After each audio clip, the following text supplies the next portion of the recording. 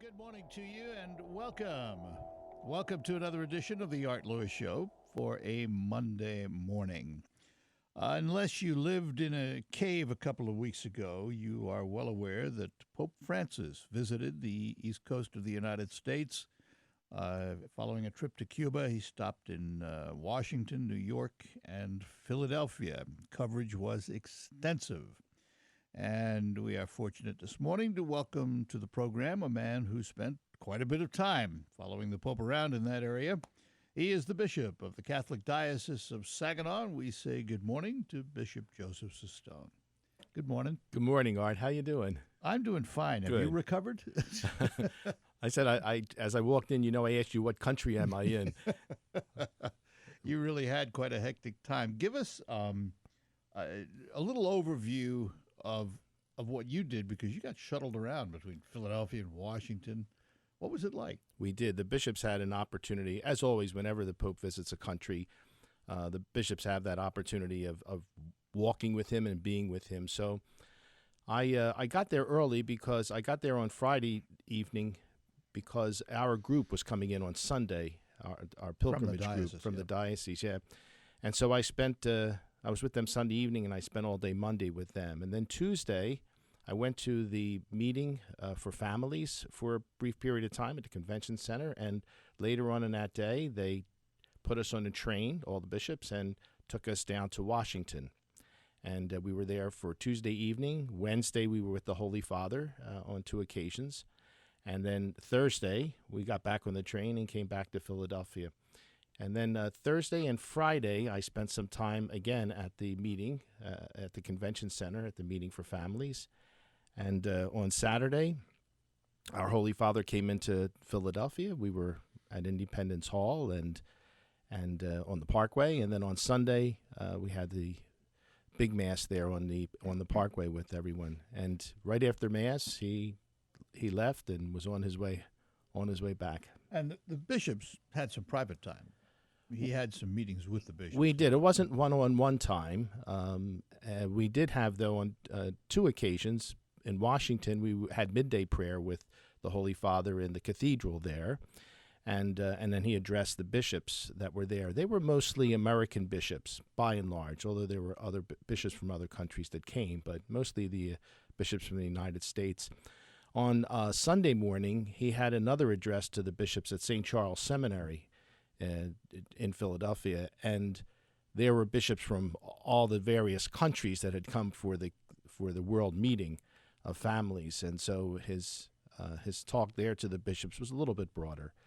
So we had those 2 occasions, and then on the two masses that we were able to celebrate with the Holy Father. Now, I know you've met him before, but you didn't get to do one-on-one with him this time, did you? No. You get to shake his hand even? Were you no, even close last year at this time in October was when I first met Pope Francis and was able to shake his hand and speak with him. And I've joked about it a little bit. He doesn't speak a lot of English. He's getting much better. I was surprised at how much English he did use. But I greeted him, and he was just simply saying thank you and God bless you. And I tell people I asked him for a raise at that time, and he just said, God bless you, thank you, So I did have the opportunity to meet him and shake his hand and bring him the well wishes and the prayerful support of the people of Saginaw. But this time around, I got as close to him as I am to you, maybe a few feet apart. Yeah. That's about all on several occasions. And it's exciting just to be with everyone else. I was joking afterwards that I have a new Catholic trivia question. Who is Mark Miles? Mark Miles. Do you know? I do not know. Ah, well, if I said Monsignor Mark Miles, would that help?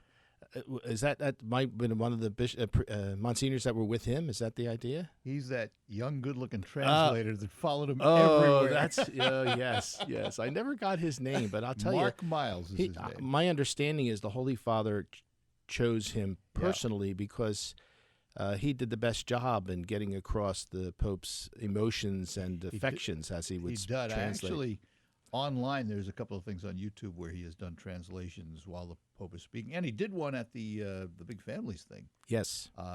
He's very good, but every time you saw the Pope, you'd see his head tuck around between whoever he was talking to, and he became quite a item of discussion on the internet, Oh, okay. particularly from young women, but he's not available.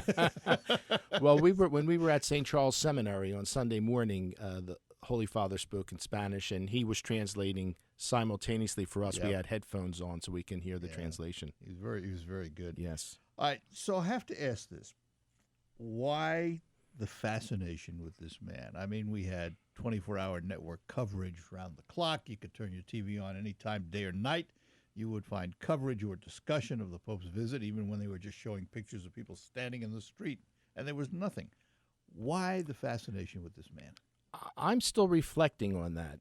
As a Catholic, and for Catholics and people, especially our older Catholics who may never been to Rome and feel they'll never get to Rome, to be able to see the Holy Father. I mean, he's a picture or an image on TV, but to be with him or to know that he was in our country, for a Catholic, you feel a connection with your leader. It would be like the pastor of a parish never interacting with his people. You know, they get an opportunity to do that.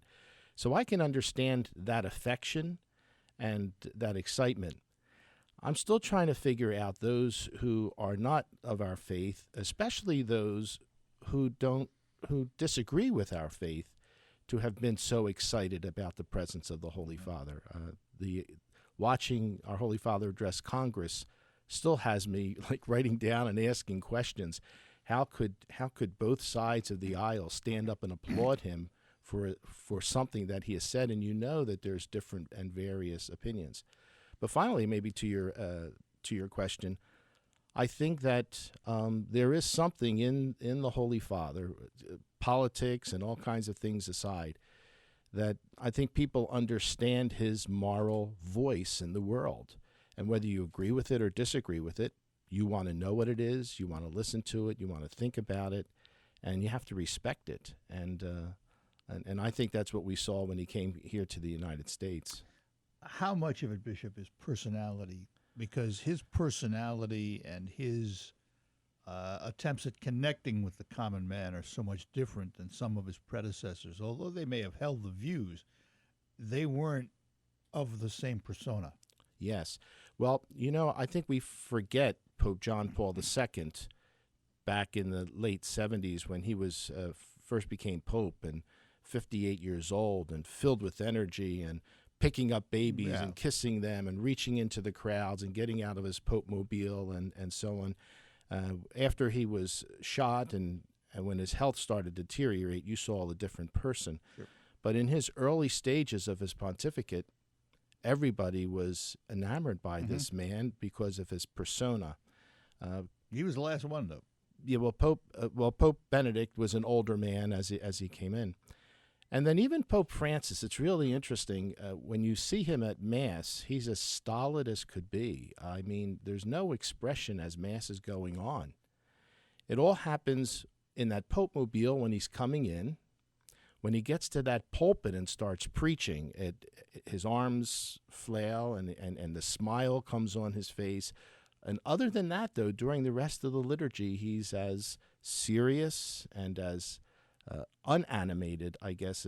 It's almost like it's two different people, but it isn't. I think he gets energy from the people, and I can feel that too sometimes myself. I could be very tired, but as soon as I'm in a crowd or celebrating a Mass, being with the people is what energizes Well, you. you're people. People. I don't know if that make any sense, but you're a people person. Yeah. And so is he. And I think that the public recognizes that.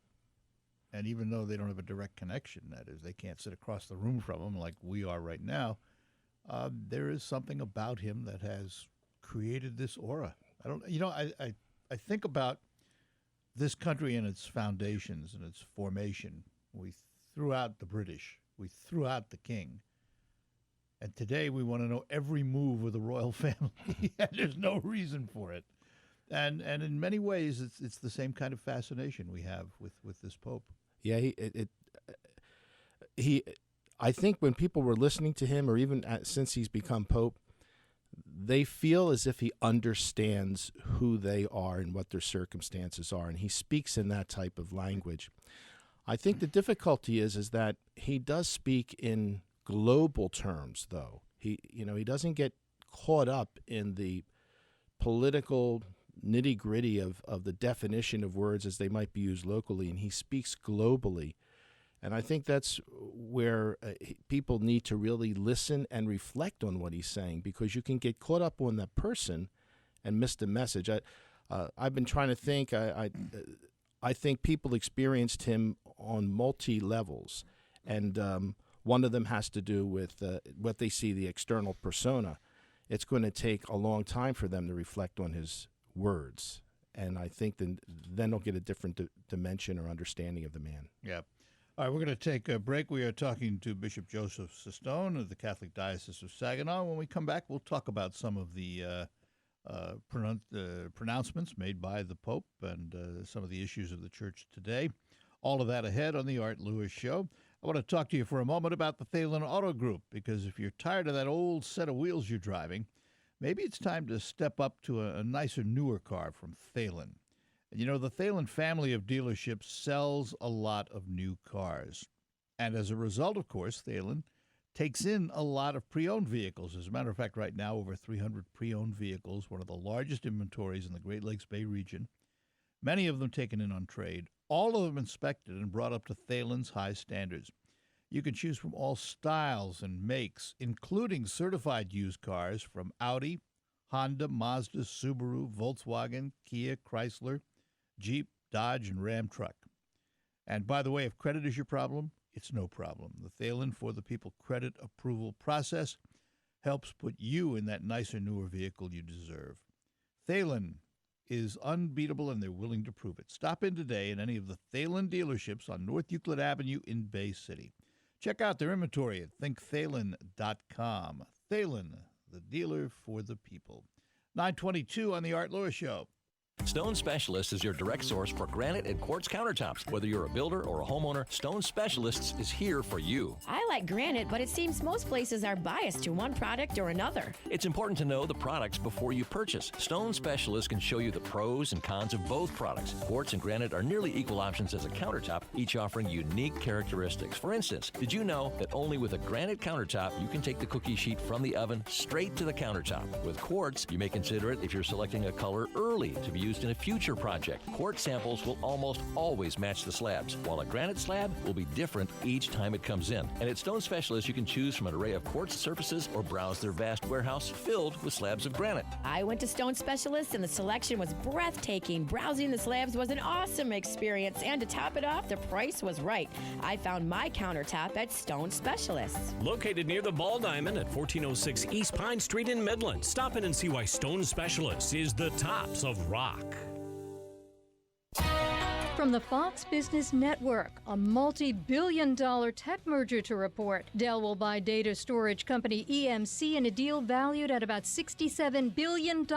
It's the biggest technology acquisition ever. The deal will help Dell tap into the lucrative market for managing and storing data for businesses. Ford says it will invest $1.8 billion over the next 5 years to expand research and development in China. Ford is looking to grab a larger slice of the world's biggest auto market.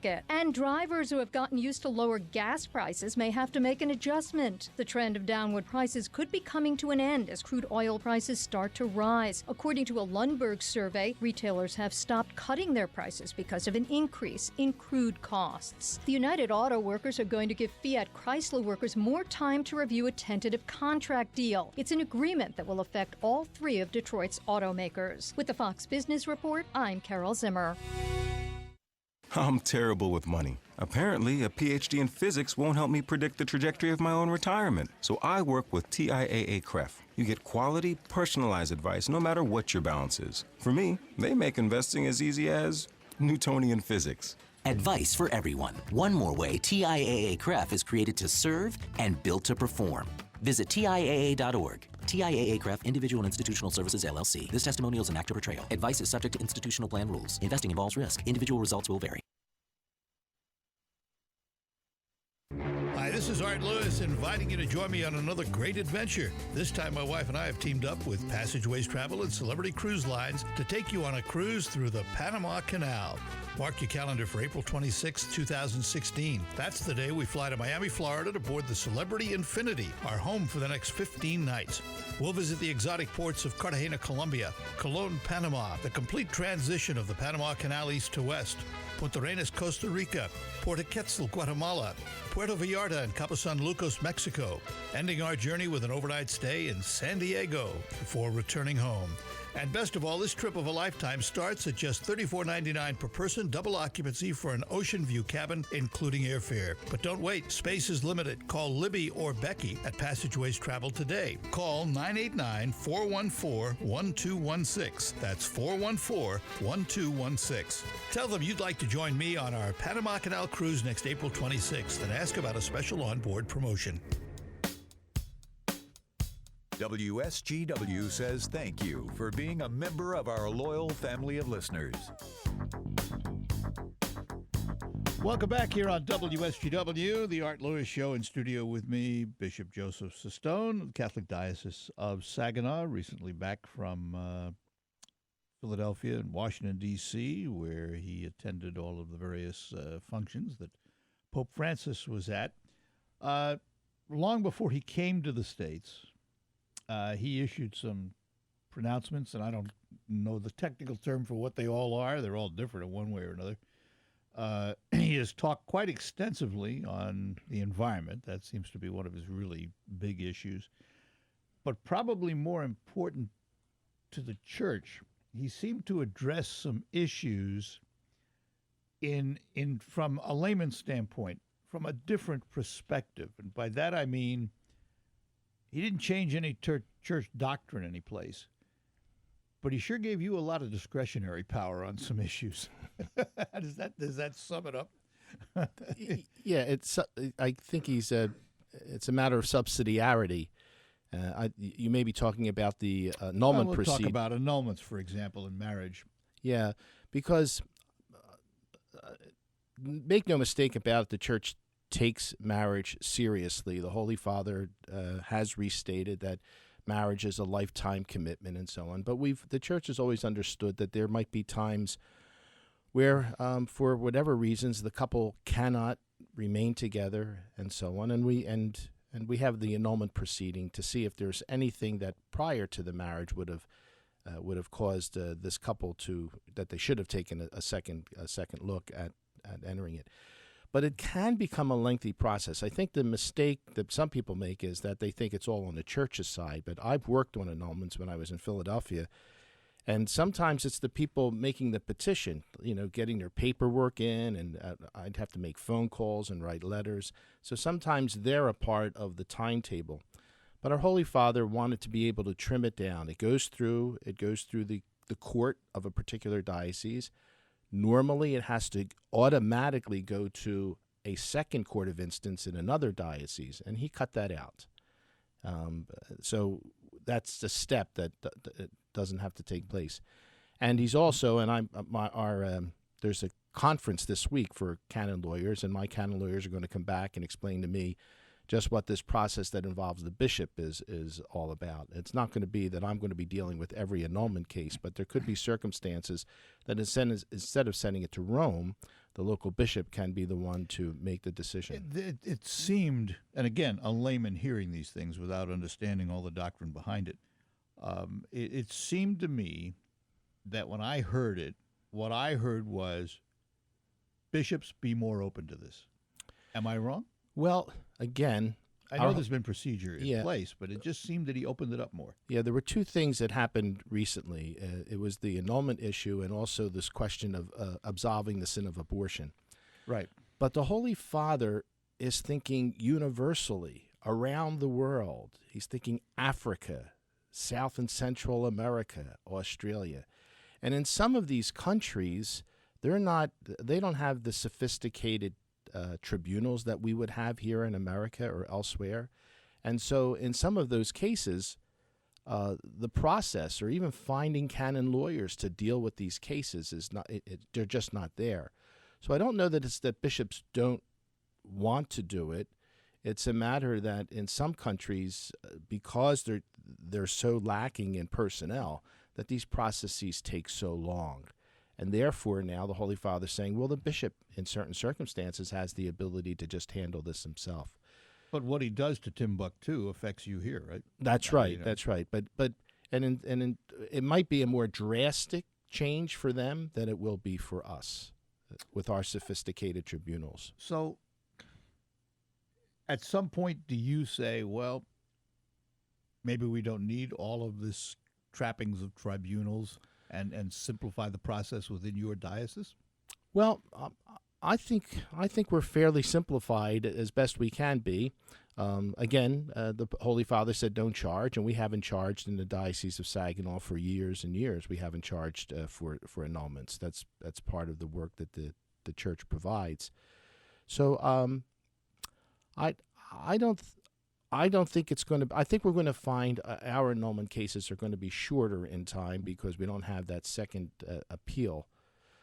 But the Church still continues to take marriage seriously, and I remember back as a young priest in one of my parishes, we had a ministerium with non-Catholics and ministers and so on, and somebody questioned me on that about how the Church grants annulments, and it was another minister, a Presbyterian minister, that said, "Wait a minute, we all agree that marriage is forever." At least in a Catholic Church, they ask for a communal decision rather than an independent one by a local pastor.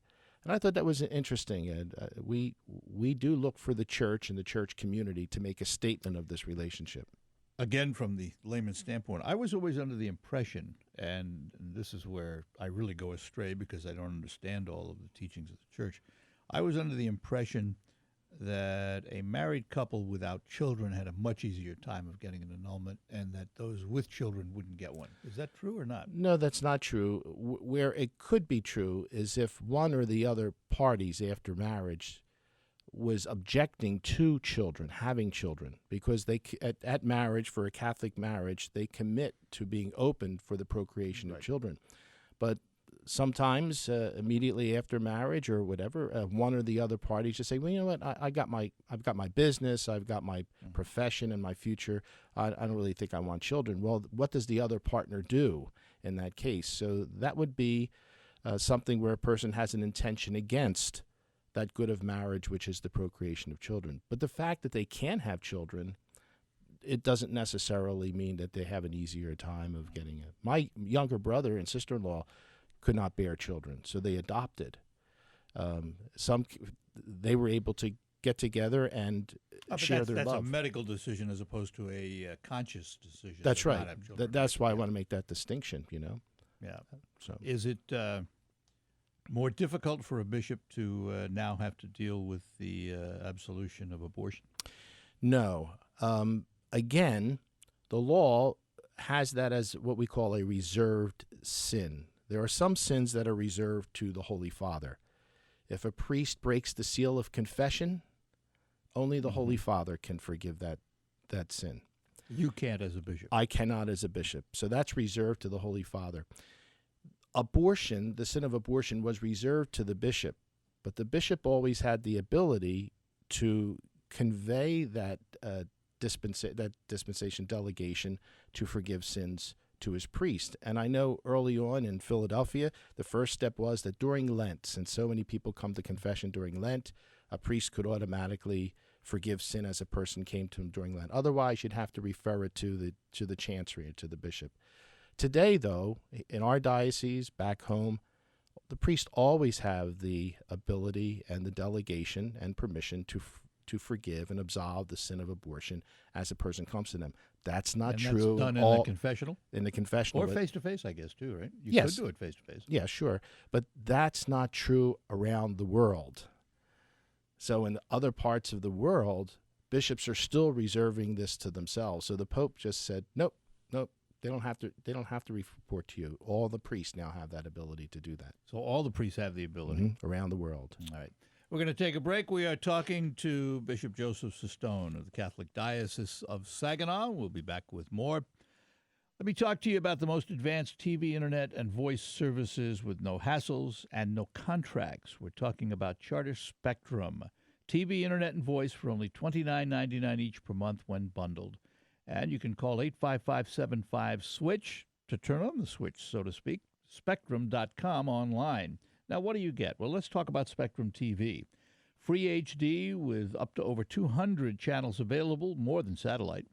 You can get instant access to thousands of on-demand movies and shows, and you can watch your favorite shows live, on demand, and on the go. Spectrum Internet provides speeds starting at 60 megabits a second, the fastest internet you can get. We don't limit your internet with data caps or extra fees, and you always have the freedom of unlimited internet with Spectrum Internet. And by the way, because of the broadband, you can simultaneously stream video, download files, upload photos. You can game online. Everyone in your house can be doing the same thing at the same time. Then there's Spectrum Voice. Reliable, unlimited calling, the most advanced voice service with unlimited calling in the U.S., Canada, Puerto Rico, Guam, and the Virgin Islands. No added fees like the phone company charges. And best of all, no contracts, because Charter Spectrum earns your business every day.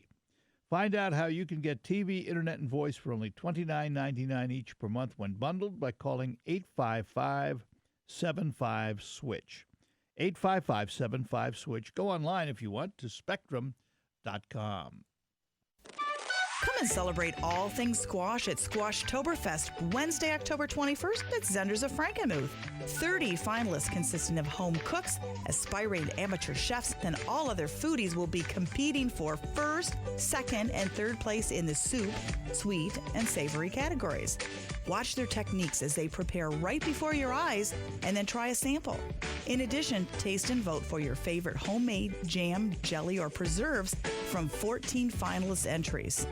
Cooking tips and demonstrations by Zender's Bakery staff and Le Creuset will be shared. Win a prize, then everyone takes home a recipe book of all the finalist recipes. Squashtoberfest is Wednesday, October 21st from 9 till 3 p.m. Come be part of the fun. Free admission for everyone. Sponsored by Zenders of Frankenmuth, Michigan Sugar, Le Creuset, and WSGW. Come and celebrate all things squash at Squashtoberfest, Wednesday, October 21st at Zenders of Frankenmuth.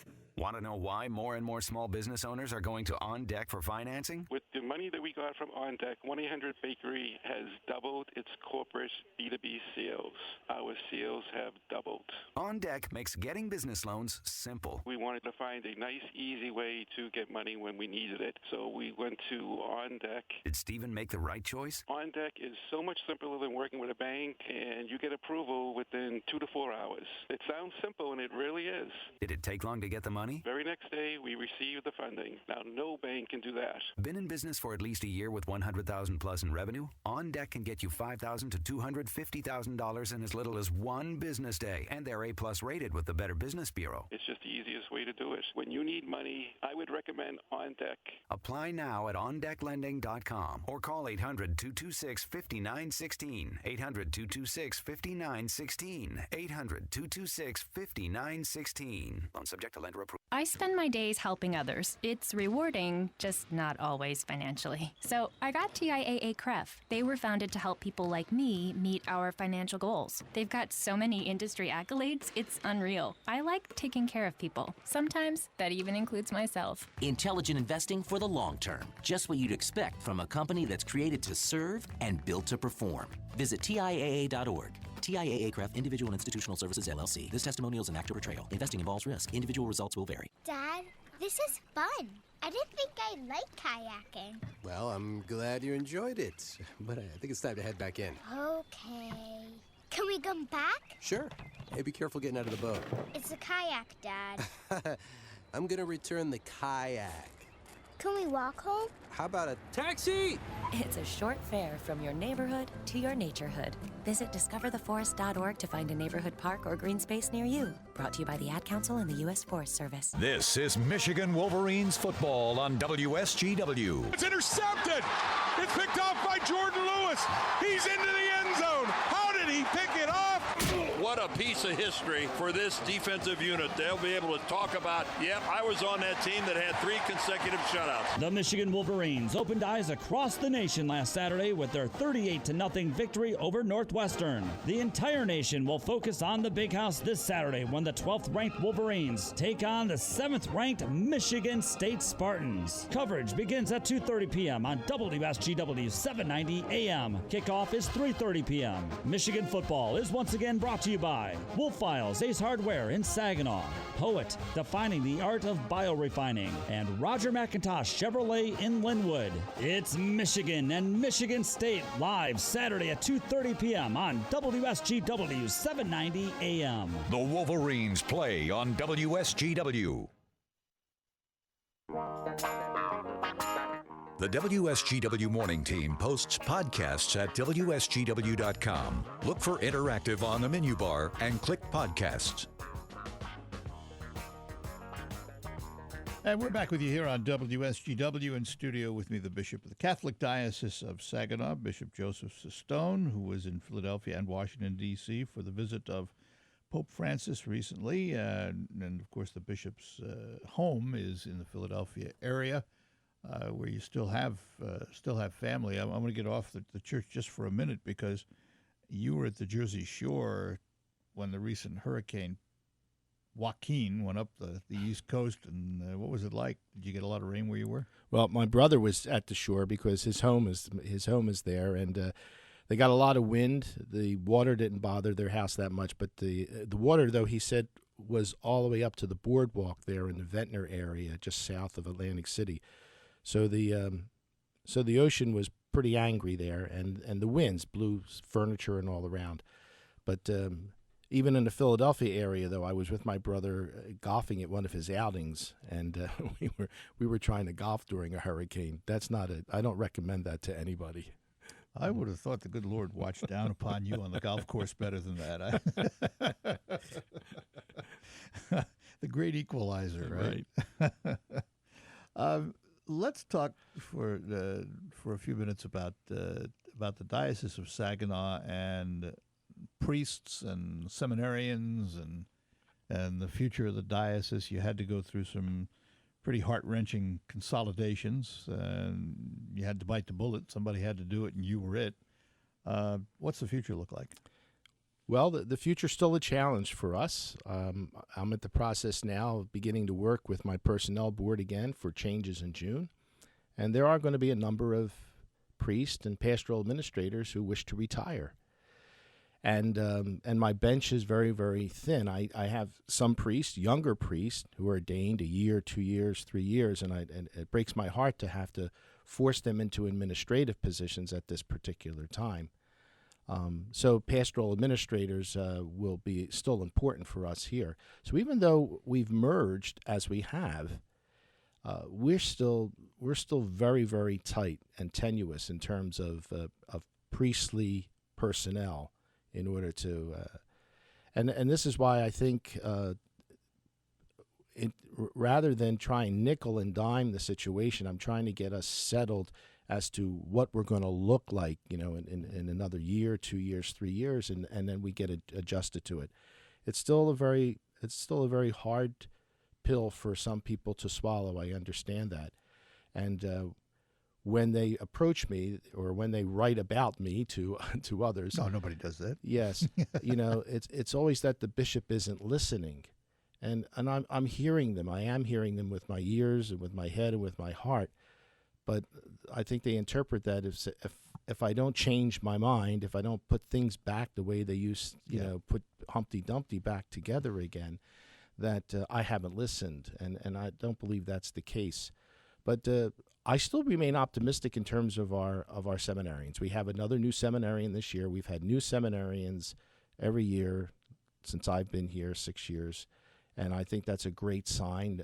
We hadn't had that kind of homespun vocations in a long time here in Saginaw, and our vocation program's still strong. I mean, we still see, myself and Father Andy Booms, who's my vocation director, still see a lot of young men who are professing an interest. They're still young, but are professing an interest in the priesthood. So I'm still optimistic about that. But I'm going to start admitting guys to the seminary who are going to be ordained by my successor. I mean, that's how far off we are once they get into the seminary. In the corporate world, if Company A has an opening for an executive, they have absolutely no hesitation of raiding Company B to get that person. Is there no cross-diocese rating for priests, so to speak? Well, that would be if the other dioceses around us were in a better situation, but that's not the case. Gaylord has not, because of its expansive area, has had a difficult time trying to merge parishes. So they're in no better shape in terms of priest personnel, and any of the dioceses around us. People do suggest that we bring priests in from other countries, and we've been well served by priests from other countries, South America, Poland, and so on. However, and Africa. However, that creates another issue. These are men who are coming into an American culture that they don't understand. They don't necessarily have the administrative experience, and people have a hard time understanding them. So then I get the letters saying, send us a priest that we can understand. So they sound like quick fixes, but it's more complex than that. Since this Pope has no hesitation to tackle difficult issues, do you ever see him looking at the priesthood and changing some of the tenets of the priesthood in terms of celibacy and marriage? Well, he's already been on record as saying that he's not going to change the church's teaching in terms of women priests. He believes that he's standing on firm, long-standing doctrine and dogma of the church, doctrine of the church rather. So he's already come out about that. Could he change the discipline of married clergy? He could. It would be monumental for us, but it's not earth-shattering in that regard. But then there's a whole lot of other issues that surround that you really need to do. Are people ready that our priests are going to be dating? And so they won't have time to, and then they're going to be dating this woman, and then maybe not like that woman, and then they're going to be dating another woman. I mean, all of these practical things. For all of us, we're saying that's human. Well, that's right. But I don't know that they would be ready for that as parishioners. And then how they're going to have to support a priest who's supporting a family. So they're going to have to, it's going to be a financial side to it. It's not that it can't be overcome, but it's not going to be overnight. It's not going to solve all of the problems that the church addresses. Can you see the day, though, realistically, that the ability to recruit priests becomes so difficult that the church won't have any choice? I have trust in the Holy Spirit. The Holy Spirit will guide us, Art. Good answer. We'll take a break. We'll be back with more. Bishop Joseph Cistone with us this morning. Can you believe that fall is already here? There are so many things to enjoy about fall. Fresh apples, apple cider, sweaters, beautiful fall colors, football games, and cool nights with the windows open. Fall is also the perfect time to have your heating system cleaned and checked by the professionals at Reamer Plumbing and Heating. Your furnace or boiler should be checked to make sure it is operating safely and efficiently. Please don't compromise your safety. Have a professional run a complete diagnostic test with the proper testing equipment. Right now, you can receive a $10 off furnace or boiler clean and check by mentioning that you heard this message when you call, or visit the showroom for a coupon. If you need a new heating system, Reamer can evaluate your requirements for a new furnace or boiler. Winter will be here soon enough, and we'll be shoveling that white stuff again. Plan ahead to make sure your heating system is ready to keep you warm when it gets cold. Anyway you spell it, Reamer means quality. Having a hard time finding the Ford truck you've been looking for? You should visit the place people from all over Michigan are driving to for their truck, Midland Ford Lincoln. Jim Wilson, how are you able to sell the #1 truck in the world for less, much less? We have a minimum pricing policy on all our cars and trucks. By selling for as little as possible instead of as much as possible, we outsell much larger dealers. What's really amazing is the selection. We're not talking about a few trucks. You have acres of trucks at these incredible low prices. Over the years, we've committed to customer service, and now in conjunction with 0% interest and huge rebates, it's really working. Not only do we have America's best built truck, we have the lowest prices and the greatest selection. America's best deal on the world's best-selling truck. Only at Midland Ford Lincoln, your savings store. Or MidlandFord.com. For over 21 years, the Saginaw Transit Authority Regional Services has been providing safe, efficient, dependable, and affordable public transportation to all people in Saginaw. STARS would like to say thank you for getting on board and showing your outstanding support for over 2 decades. Thanks to this great partnership, new and exciting changes are coming soon to make services even better for you. Stay on board with STARS as they continue to bring you the best access to work, entertainment, health, and education in Saginaw. It's Halloween week at RocketGrab.com. 2 deals simultaneously during Halloween week at RocketGrab.com. The first deal is for the Zombie Run, October 17th at the Midland City Forest. The deal is $56 for 4 humans to survive the zombie outbreak. The second deal is for a family 6-pack to the not-so-scary Zoo Boo with the Saginaw Children's Zoo. This $30 value is only $12. Click on now to save at RocketGrab.com. The WSGW Morning Team with Charlie, Dave, and Art.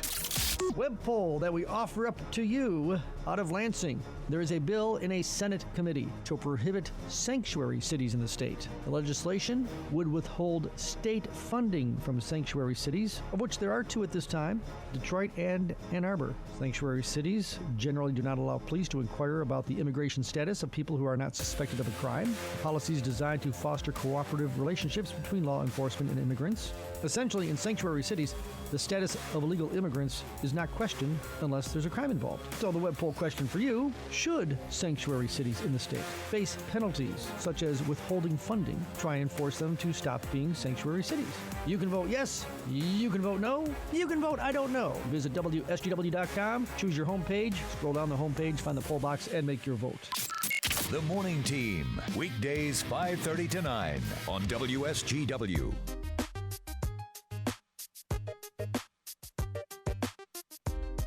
Welcome back here on WSGW. And we are talking to Bishop Joseph Cistone of the Catholic Diocese of Saginaw. So if you look in the Cistone crystal ball at the diocese 5 years from now, what's it going to look like?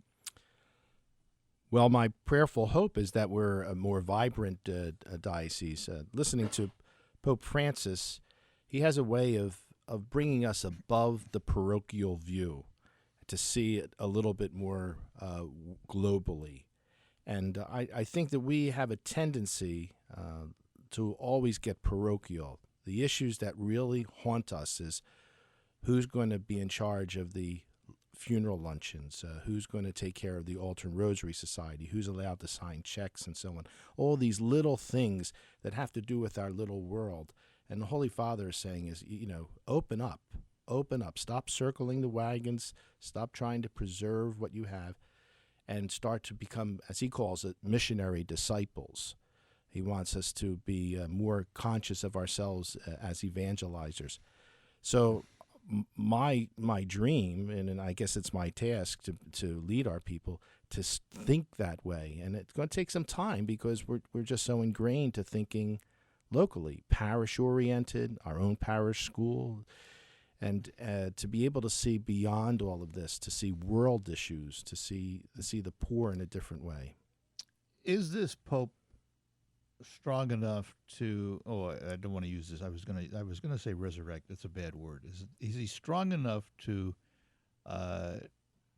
give the church a boost? And here's what I mean by that. The church has gone through some difficult times. Anybody would recognize that, with the abuse scandals, the difficulty in finding priests, financial. You've lost tons of parishioners because of these things. Is the flock returning now? And will he bring them back? I think they can connect to the Holy Father. He won't necessarily bring them back. That's what I'm trying to convince our parishes and parishioners of. It's our responsibility to reach out and bring them back. We can't just rely on the Holy Father because people, of all different faiths and persuasions feel a connection with the Holy Father. That's not necessarily turning them into Catholics. So that's our work, and that's what the Holy Father keeps saying. We can't keep looking inward. We have to look out. So that's our task. I think some parishes are doing it and doing it well, and I think others still need to turn that corner and see the broader mission of what it means to be a follower of Jesus Christ.